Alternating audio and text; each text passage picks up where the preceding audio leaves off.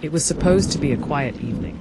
The neighbors didn't hear the first shot, or the second, but the fire was impossible to ignore. Flames erupted from the small, single-story house like a beacon of horror. By the time emergency services arrived, the structure was already consumed. What remained inside was even more disturbing, a charred body with 2 bullets lodged deep within. This wasn't just murder. It was overkill. Welcome to True Crime Hub. Today's story is a chilling tale of betrayal, calculated rage, and a desperate attempt to erase guilt with fire. This is the case of Ana Delgado, a beloved teacher, daughter, and friend, whose life was extinguished in one of the most brutal ways imaginable. Stay with us as we peel back the layers of a case that shocked an entire community. Because what we found beneath the ashes changed everything. Part 1. A Beloved Life. Ana Delgado was everything a community could ask for. A third-grade teacher known for her patience and gentle warmth, she spent her days nurturing children and her evenings volunteering at local shelters. In the town of Spring Hollow, Texas, Ana was a fixture, not just admired but cherished. Her Instagram was filled with smiles, classroom snapshots, photos with her elderly parents, holiday dinners with her boyfriend, Ethan Grady. To outsiders, her life looked picture-perfect. But as we've learned time and time again here on True Crime Hub, social media can be the ultimate mask.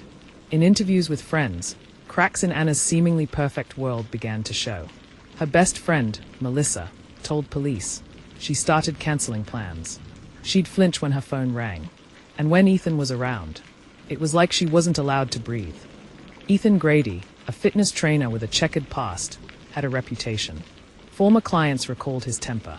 Ex-girlfriends described a man who needed control, a man who didn't handle rejection well. Ana, ever kind, believed she could change him. But love, when tangled with fear, becomes a dangerous trap. March 22nd began like any other. Ana taught her students a lesson on springtime. She made them paper butterflies and handed out Easter-themed stickers. Her security footage showed her arriving home by 4:12 p.m. By 7 p.m., smoke billowed from her home. Firefighters discovered her body in the hallway, partially burned. The autopsy revealed 2 gunshot wounds to the chest, delivered before the fire. This wasn't a fire gone wrong. It was a cover-up, a clean-up job. But who would go to such extreme lengths? Detectives found no signs of forced entry. No robbery. No valuables missing. What they did find: Ethan's fingerprints on a shattered picture frame. Ana's phone dumped in a storm drain nearby.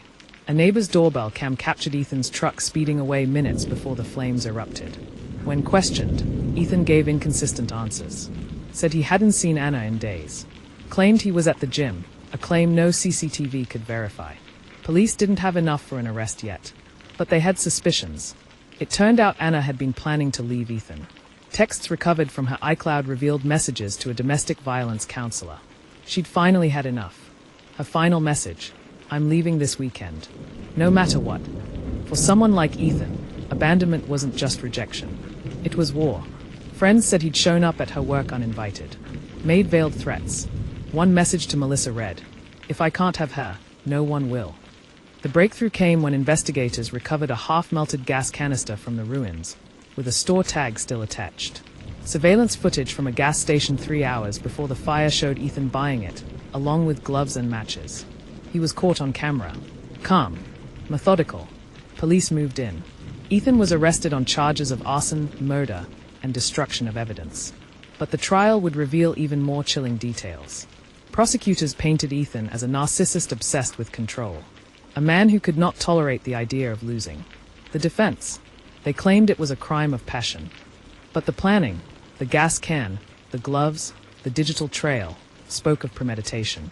Witnesses recounted Ethan's controlling behavior. A domestic violence expert explained how abusers escalate when their control is threatened. The jury deliberated for 6 hours. Ethan was found guilty on all counts. Ana's family set up a foundation in her name, offering support to women in abusive relationships. Her classroom remains untouched. A tribute, her favorite quote still written on the whiteboard: "Be the reason someone believes in good people." The community mourns, but they also fight. Ana's death, while horrific, became a catalyst for awareness and change. Ana's story is a devastating reminder that behind closed doors, horror can wear a smile. If you or someone you know is experiencing domestic abuse, reach out. Don't wait. There is help. There is hope. At True Crime Hub, we tell these stories not just to inform, but to prevent. Share Anna's story. Speak up, because silence can be deadly. If this story moved you, please like, comment, and subscribe. Help us spread awareness. And most importantly, check in on your loved ones. Ask the hard questions. Trust your instincts. Until next time, stay safe. Stay aware. This is True Crime Hub.